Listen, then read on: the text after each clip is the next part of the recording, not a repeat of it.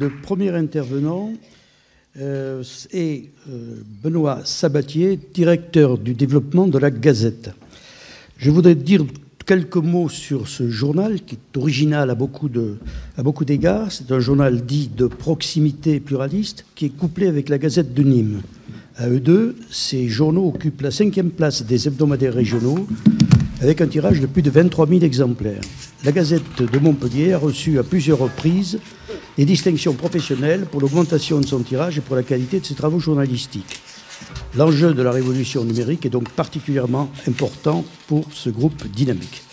Je donne la parole à monsieur Benoît Sabatier. Je souhaiterais d'abord, avant de commencer, remercier l'Académie des sciences et monsieur Jacques Balp en particulier d'avoir convié la Gazette à participer à cet après-midi de réflexion sur un sujet ô combien important pour la presse, mais certainement aussi pour chacun d'entre vous. Sujet ambitieux, la presse face aux nouvelles technologies. Comme j'ai l'avantage de commencer à intervenir, je vais vous présenter ou essayer de vous présenter un panorama de cette évolution numérique, un panorama en 3 temps, comme la valse. Le premier temps sera... Je vais revenir un peu sur l'odyssée de la presse écrite, odyssée qui a duré 4 siècles, je vous le rappelle.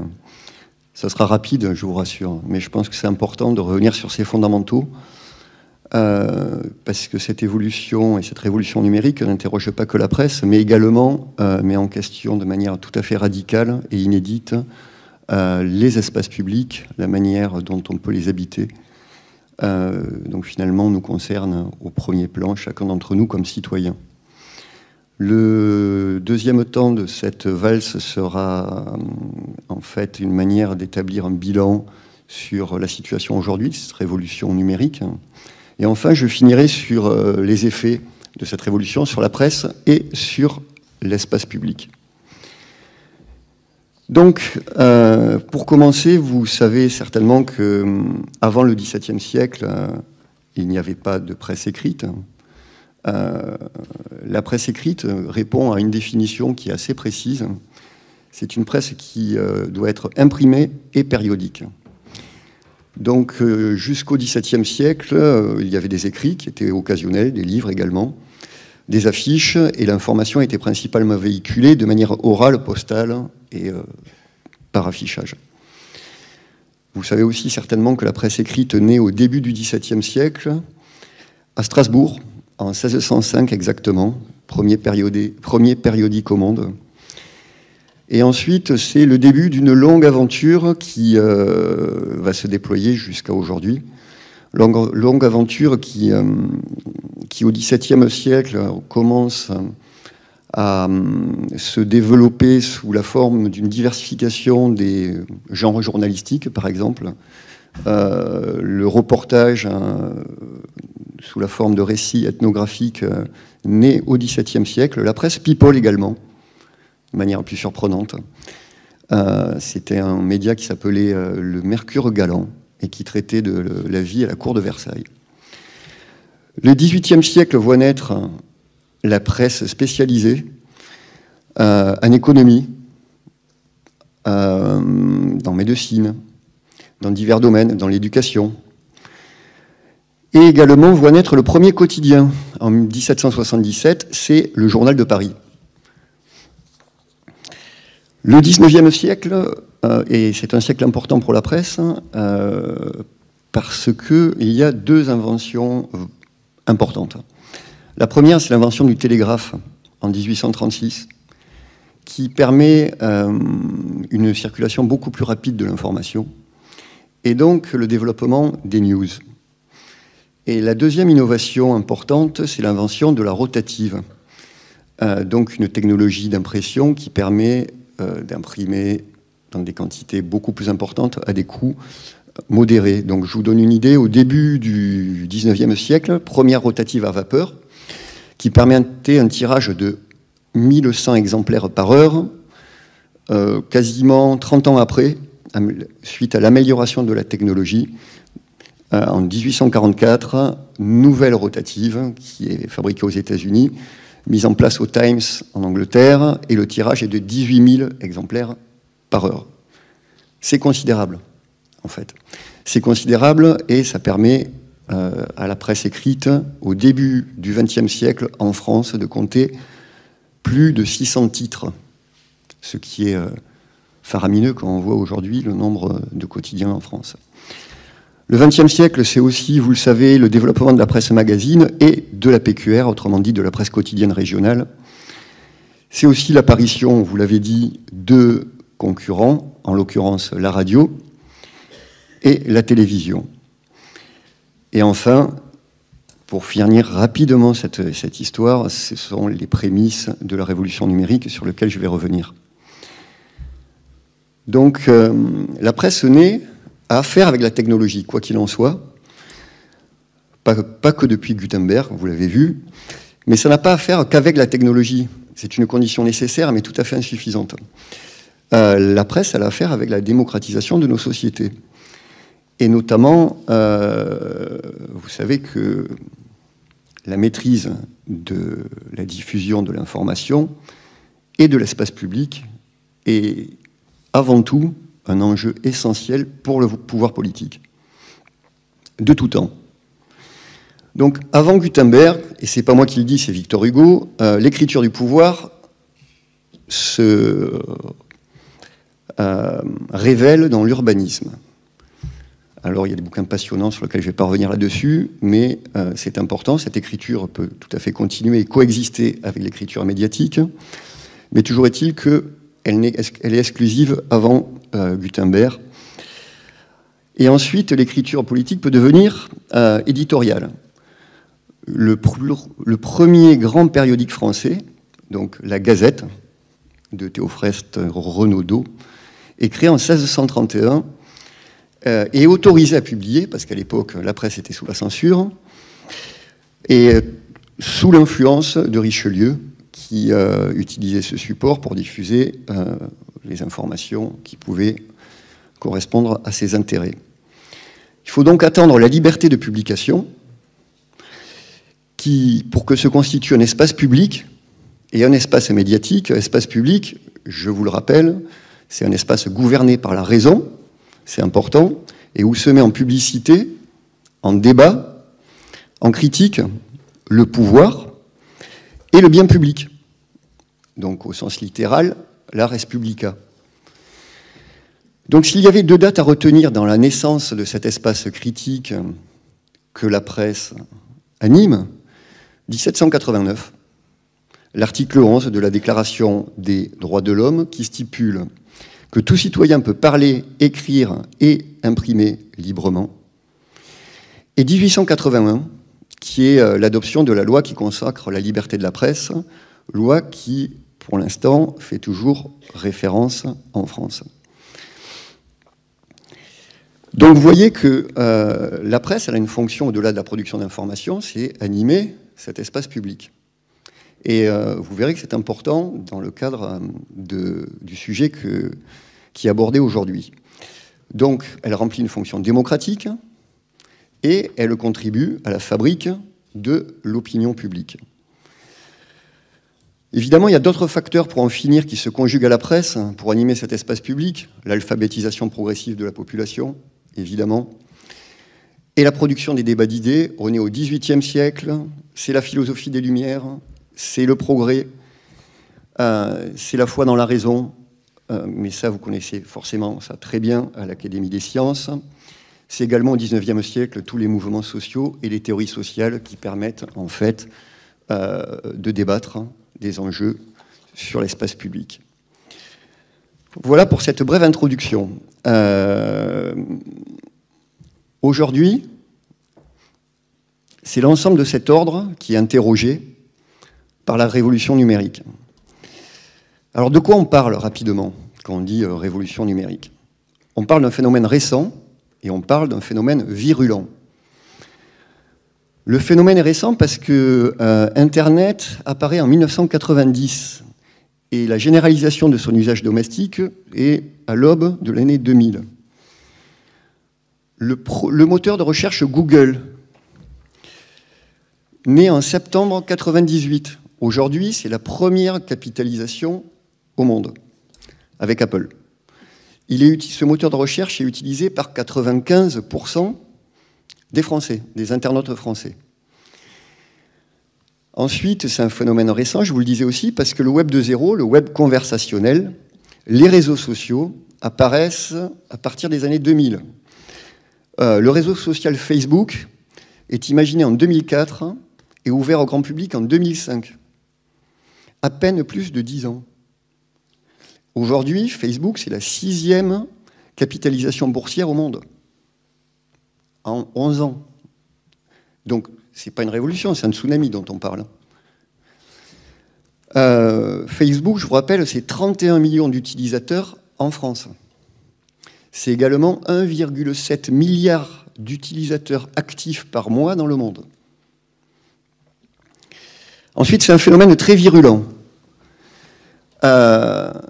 qui se traduit par la capacité qui est donnée à chacun d'entre nous de produire des contenus et de les diffuser gratuitement à grande échelle.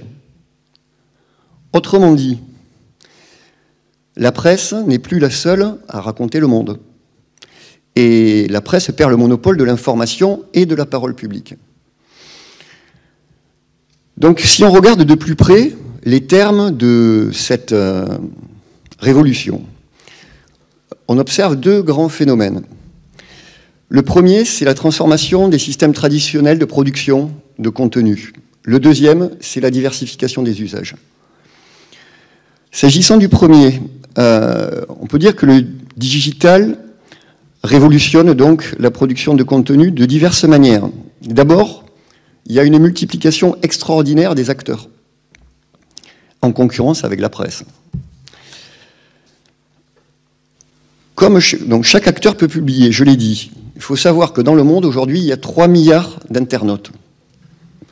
Donc il y a 3 milliards de concurrents potentiellement, on peut le dire comme ça. Des experts à chacun d'entre nous, dans tous les domaines.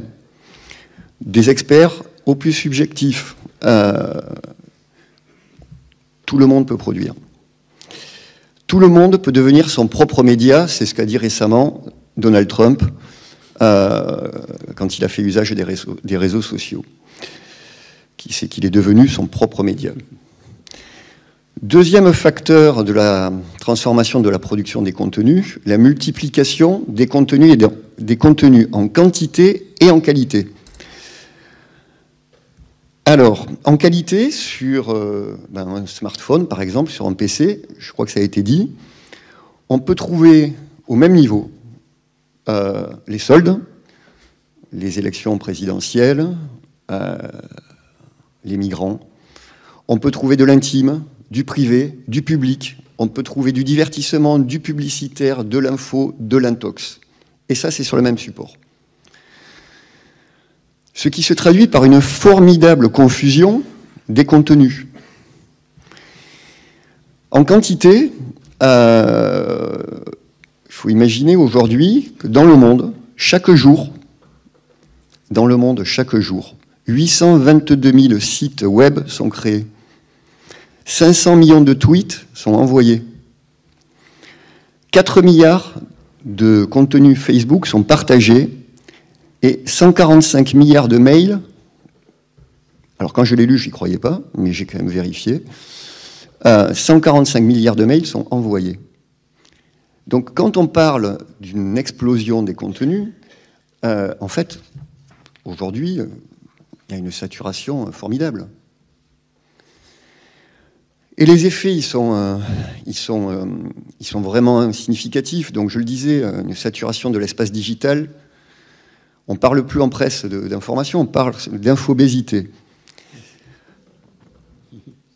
La rareté, en fait, c'est plus le contenu, mais c'est le temps de cerveau disponible. C'est chacun d'entre vous qui est rare, c'est pas les contenus. Les contenus, ça devient des océans dans lesquels il est difficile de se mouvoir. Évidemment, tous ces contenus fabriquent une concurrence très intense à l'attention. Il faut capter l'attention, il faut capter votre attention. Et parfois, tous les moyens sont bons. Ensuite, dernier effet, c'est le morcellement extraordinaire des auditeurs, de l'audience, et aussi sa mondialisation, parce que ces plateformes, elles sont mondiales. Enfin, dernier trait que j'ai souhaité retenir de cette transformation des conditions de production de contenu, c'est la multiplication des formats d'édition. En termes de périodicité, par exemple. Aujourd'hui, on va de l'immédiat à des temps beaucoup plus longs.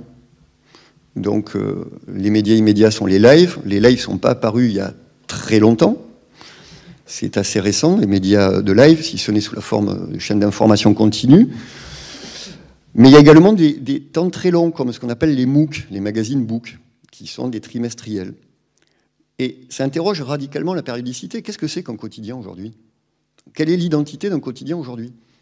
Le quotidien était... toute chose égale par ailleurs. C'est-à-dire, je ne vais pas parler de la télévision ou de la radio. Mais ce n'est pas mon sujet. Mais le quotidien, aujourd'hui, il a déjà une distance par rapport à l'information. Il pourrait presque avoir un statut d'hebdo. Parce qu'il doit creuser l'information. Parce que l'information, elle est donnée en temps réel. Donc du coup, il y a un glissement des identités d'édition dans le temps. Et ça interroge ces stratégies de publication. Après, les formats d'édition, c'est aussi des espaces de publication. Vous pouvez publier sur le web 1.0, sur des sites, des blogs, des forums. Sur le web 2.0, il faut savoir que chaque plateforme a son style narratif. On n'écrit pas pareil pour Twitter, pour Facebook, pour Instagram, pour Periscope, pour Snapchat, pour YouTube, etc., etc. Chacun a son style. Et si vous n'êtes pas dans le style, vous ne rentrez absolument pas dans l'intérêt de l'auditoire. Enfin, vous publiez aussi pour différents supports. Vous publiez pour des PC, vous publiez pour des tablettes, vous publiez pour des smartphones. Sachant que chaque support a ses formats et souvent ses heures de publication. Aujourd'hui, on peut publier, on fait ce qu'on appelle de la chrono-publication, on publie généralement sur le smartphone le matin, pour les PC dans la journée, pour les tablettes le soir. C'est très caricatural ce que je vous dis, c'est déjà désuet, mais il y a 6 mois, c'était ça. Deuxième constat de cette révolution, j'ai parlé de la production, des contenus, maintenant je vais parler de la transformation des usages et des attentes des consommateurs ou des citoyens. J'hésite, je ne sais pas comment les appeler, est-ce que c'est l'un, est-ce que c'est l'autre? Je vous laisse juger. Première tendance, le partage et la discussion. Il faut imaginer que les réseaux sociaux, c'est l'agora du XXIe siècle. Dans le monde, sur 3 milliards d'internautes, 2 milliards sont actifs sur les réseaux sociaux. On parle du tiers de la population mondiale. Aux États-Unis, pour revenir un peu à la presse, 50% de la consultation de presse est issue des réseaux sociaux. Donc ça, c'est la première tendance. La deuxième tendance, c'est la primauté de l'image. Les images sont les contenus les plus partagés sur les réseaux sociaux. Pour vous donner une idée sur la production de contenu, il y a 350 millions de photos qui sont publiées chaque jour sur Facebook. 350 millions. 50% des Français entre 16 et 44 ans consultent YouTube tous les jours. Donc une plateforme de vidéo. La plateforme de vidéo de YouTube, de Google. Troisième tendance, la connexion continue. Et ces formats, le temps réel, le live, l'info en continu, le direct. Tendance importante qui est née, il faut le savoir, au départ. On a identifié le besoin suite aux attentats du 11 septembre, où nombre d'internautes ont interrogé les sites en France, français, et notamment le site du Monde, qui a été saturé et qui n'a pas pu répondre à la demande, qui a été saturé plusieurs heures. Et donc, ce besoin est apparu. de cette connexion continue, et aujourd'hui très utilisée, hein, vous le savez certainement. Quatrième tendance, la mobilité. C'est la grande tendance. Une étude de Médiamétrie 2016 met en évidence qu'en France, en 2015, c'est la première année où le nombre de connexions par mobile est supérieur au nombre de connexions par ordinateur.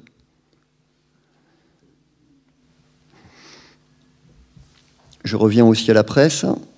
55% des Français lisent la presse sur mobile ou tablette. 55%. Dernière tendance, la personnalisation des contenus par des algorithmes de recommandation, dont on a beaucoup entendu parler récemment, par le procès qui a été fait à Google et à Facebook dans la campagne américaine.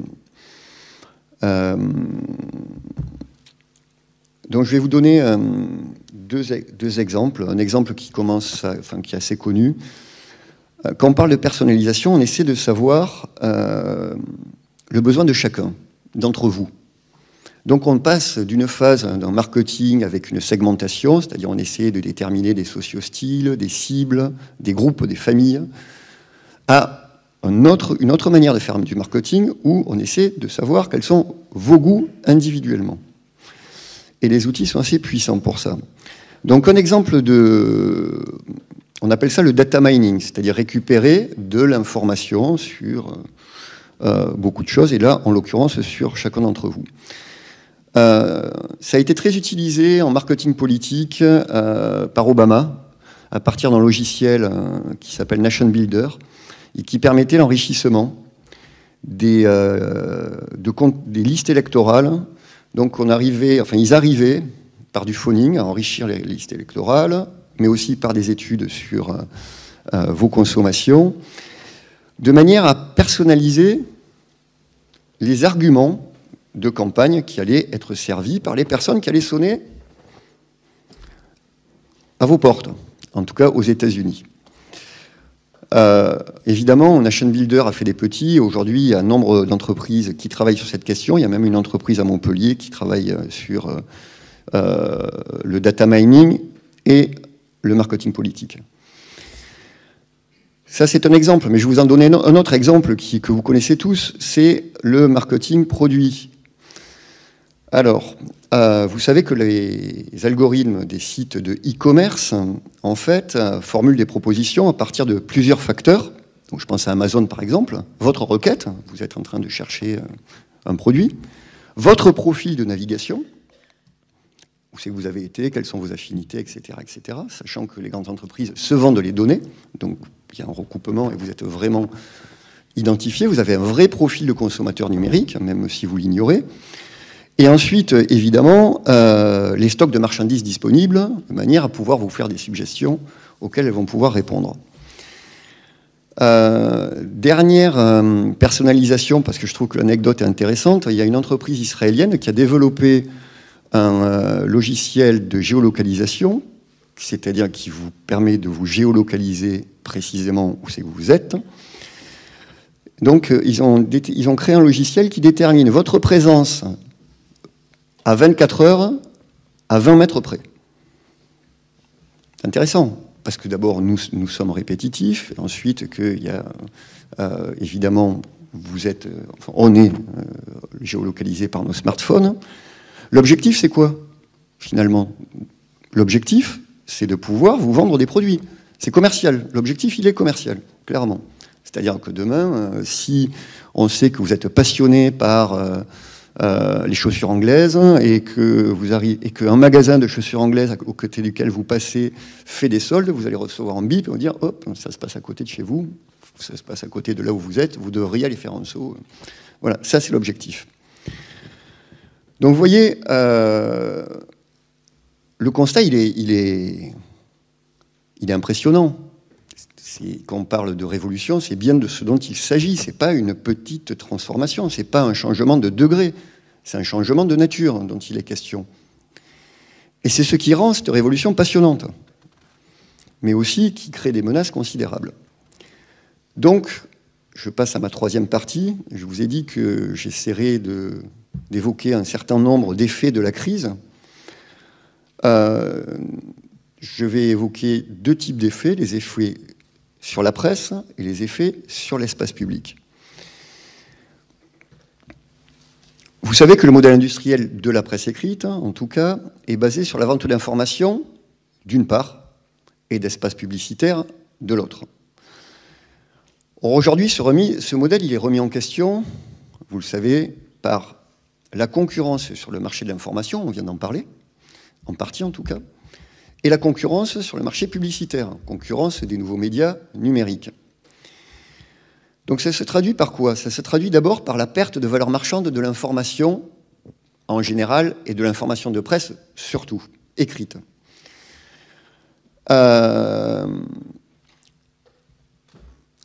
La presse, en fait, n'a plus le monopole, je l'ai dit, de l'information.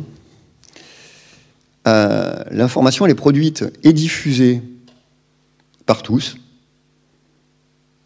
par des journalistes citoyens, par des citoyens experts, et puis par des masses de contenus qui sont parfois complètement erronées, d'ailleurs souvent. Mais il n'y a pas que des publications qui sont inintéressantes, parfois il y a des publications d'excellent niveau. Et l'information, elle est publiée, en tout cas la plupart du temps, l'info de base, elle est publiée de manière gratuite, par des plateformes, par les blogs, par Google Actu, par des pure players. Alors je vous le demande, pourquoi payer l'information dès lors qu'elle est accessible gratuitement sur le net?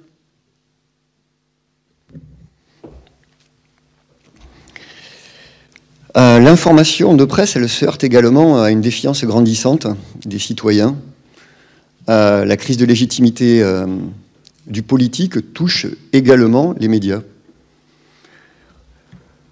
Et ensuite, l'information de presse se heurte à la concurrence d'autres contenus qui sont considérés comme plus attractifs, plus présents et plus rémunérateurs. Donc, quelques effets de cette perte de la valeur marchande de l'information, les effets, vous les connaissez. D'abord, la baisse de lectorat de la presse écrite dans le monde. Je ne vais pas revenir dessus. Par ailleurs, un lectorat qui se digitalise, c'est-à-dire qui migre du print sur le digital. Quelques chiffres. En 2016, la lecture digitale représentait 50% du total de la consommation de presse en France. Évidemment, ces pourcentages ne cessent d'augmenter. En 2017, normalement, le temps de consultation des médias en ligne devrait dépasser la télé. C'est une étude qui vient de paraître. Les chiffres sont édifiants, hein, si je vais vous les donner. Il est prévu, à partir des tendances, que la consultation des médias en ligne quotidienne soit de 4 heures, un peu plus de 4 heures par jour. Et on vit avec son smartphone. Hein. Donc, alors que la télé sera de 3h51 par jour. Ce qui est considérable. Mais on peut aussi regarder la télé et avoir son smartphone en poche, parce que c'est comme ça que ça se passe aussi. Troisième conséquence, le lectorat de la presse écrite vieillit. En fait, le lectorat de la presse imprimée baisse à chaque nouvelle génération. Aujourd'hui, les 18-24 ans et au-delà même les moins de 35 ans s'informent essentiellement en ligne. Et on le voit évidemment dans nos études de lectorat. Donc le deuxième aspect de la mutation de la presse, après donc la perte de valeur marchande de l'information, c'est la baisse des revenus publicitaires de la presse écrite. Pourquoi? Parce que la presse, elle est confrontée à la concurrence publicitaire des médias numériques. Et cette concurrence publicitaire, elle est terrible. Et quand je vous dis terrible, elle est terrible. Parce que c'est un modèle qui est low cost, qui est très efficace, et qui a un retour sur investissement publicitaire qui est beaucoup, beaucoup, beaucoup plus élevé que ce qu'on peut espérer sur les autres grands médias. Pourquoi? Parce qu'on peut vous cibler. Si vous voulez faire une campagne publicitaire sur Facebook, on peut la faire à la rue, on peut la géolocaliser. Je peux choisir des personnes de plus de 50 ans qui habitent tel quartier et qui parlent anglais. On en est là. Et donc les coûts sont très inférieurs et les effets très supérieurs. Donc évidemment, les conséquences macroéconomiques de cette situation, elles sont aussi assez délétères. Aux États-Unis, les ressources financières de la presse ont chuté de 70% en 20 ans. Elles sont passées de 60 milliards de dollars en 90 à 20 milliards en 2011. En France, le chiffre d'affaires de la publicité digitale a dépassé le chiffre d'affaires réalisé par la presse écrite en 2014 et a dépassé le chiffre d'affaires réalisé par la télé, est en train de le faire en 2016, puisque sur les premiers chiffres, premier semestre 2016, l'achat de publicité digitale est supérieur à l'achat de publicité à la télévision. Et ce qu'il y a de plus inquiétant, c'est que ces achats publicitaires, on pourrait penser que c'est le même groupe de presse qui monétise autrement sa marque. C'est-à-dire qu'il passe du print au digital. Pas du tout.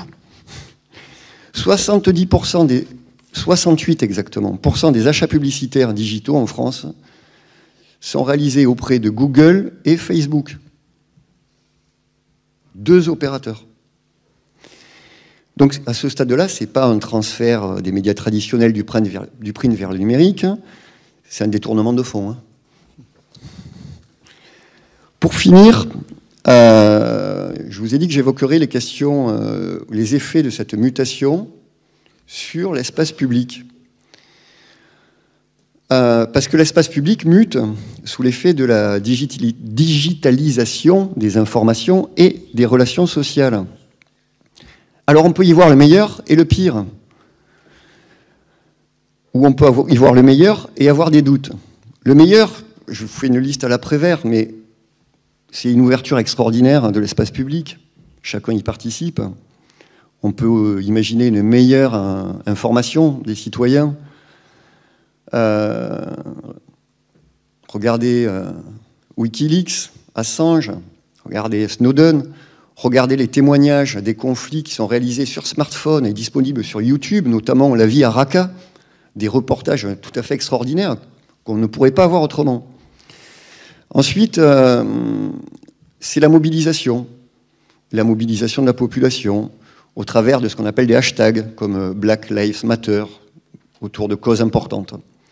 Mais aussi la mobilisation autour de plateformes de pétition, comme une plateforme qui s'appelle change.org et qui totalise 140 millions d'utilisateurs dans le monde et 7 millions en France. Et qui, en fait, sont des plateformes de pétition en ligne qui ont été très utilisées récemment. Ensuite, on peut supposer une internationalisation de l'espace public et une meilleure connaissance du monde. Enfin, les effets positifs, ils sont extraordinaires et ils sont nombreux, je n'irai pas au bout. Les doutes, maintenant, je vais en évoquer 5. Je pourrais en avoir pris 3 ou 10, il y en a plein, je vais en évoquer 5. Le premier, c'est que finalement, ces nouvelles technologies numériques, elles conduisent en partie à la désintermédiation, à l'ubérisation des relations sociales, et d'une certaine manière, à la disparition des intermédiaires, la presse étant un intermédiaire. Et les intermédiaires ont une fonction de tiers, malgré tout. C'est important, de mise à distance. Donc on est dans la loi de l'ici et maintenant. Vous l'avez dit tout à l'heure, on est dans la société de l'immédiat, du temps réel, du réflexe, de la réactivité, du mouvement, au détriment quoi? De la réflexion, de l'historisation. Un peu comme si le présent était le seul temps habitable. Ensuite,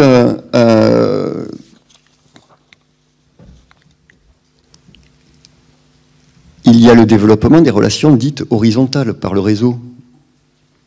Les relations sur les réseaux sociaux sont principalement horizontales.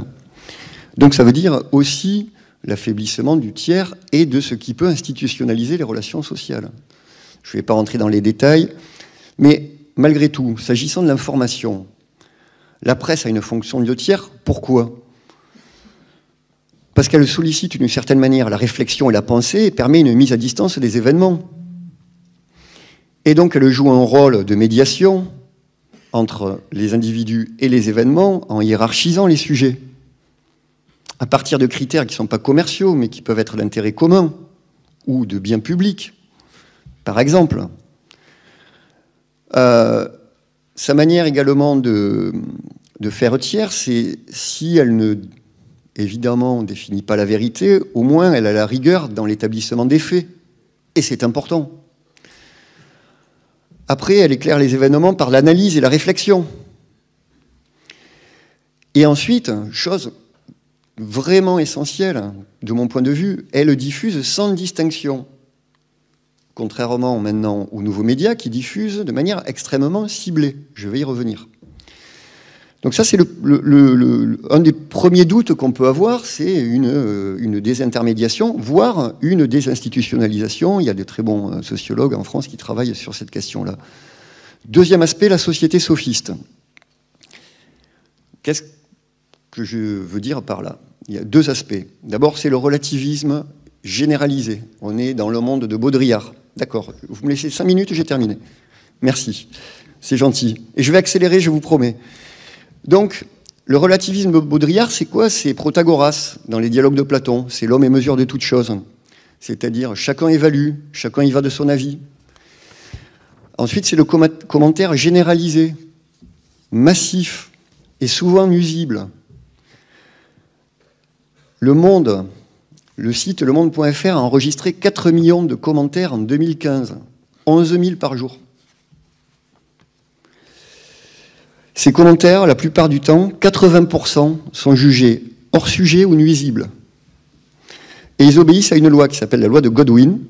Plus un sujet débattu, plus les références au Troisième Reich et à Hitler ont des chances d'apparaître. Alors, une question que je veux vous poser. Quelle est la valeur de l'information dans une société où chaque individu est mesure de toutes choses? On peut se poser la question. Peut-être on en débattra.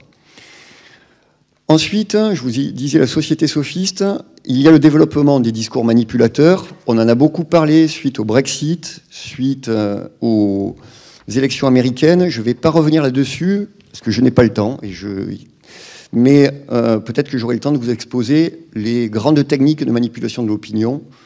Elles sont redoutables, et pratiquées, et stratégiques, il faut le savoir. Il y a des véritables stratégies de manipulation de l'opinion sur les réseaux sociaux, donc de diffusion de fausses informations, hein, et on parle d'information. Ensuite, évidemment, la primauté, j'ai dit 5, le troisième point, c'est la primauté du spectacle et du spectaculaire. Alors la course à l'attention, elle amène à ça, sur l'éditorialisation de l'ensemble des sites, y compris les sites des médias. Alors on connaît bien les techniques pour attirer le chaland. On les connaît bien, c'est toujours les mêmes. C'est des tons et des thèmes. Mais c'est toujours à peu près les mêmes. C'est le beau, c'est l'humour. Il y a une vraie idéologie rigolarde sur les réseaux sociaux. C'est la prise de risque, hein, c'est-à-dire des choses vraiment très spectaculaires. YouTube en a plein de sujets là-dessus. C'est la violence, hein, avec le trash média. C'est le sexe. 25% des recherches Google sont liées à cette thématique. Et évidemment, c'est la mise en scène de soi-même. Les selfies, vous en avez forcément entendu parler. Donc, finalement, on peut faire le constat d'une prise de pouvoir d'une écriture très publicitaire, basée sur l'émotion, vous l'avez dit tout à l'heure, et donc on peut se dire que finalement, on passe de la fabrique de l'opinion publique à la fabrique de l'émotion publique, et que la société numérique se rêve peut-être comme un parc de loisirs ou comme un village vacances. Deux derniers points, la primauté de l'image et la société vidéocratique. Alors, pour vous donner une idée du règne de l'image, je vais vous donner d'autres statistiques. Chaque minute, 400 heures de nouvelles vidéos sont publiées sur YouTube. C'est phénoménal. Donc, du coup, règne de l'image, donc perte de prépondérance du langage, hein, donc finalement de ce qui valorise l'analyse et la réflexion. Et enfin, dernier point, le fractionnement de l'espace public. Pourquoi? Parce que je l'ai déjà évoqué, les algorithmes de recommandation diffusent des contenus affinitaires et personnalisés pour chacun d'entre nous. Donc nous n'avons pas les mêmes contenus. Si bien que chacun reçoit des contenus à la mesure de ses opinions, de ses goûts, de ses préoccupations, ce qui conduit à la création de ghettos cognitifs ou de petites bulles culturelles qui ne sont pas dialectisées et dans lesquelles nous nous enfermons. Je vous remercie de votre attention. Excusez-moi d'avoir été un peu long.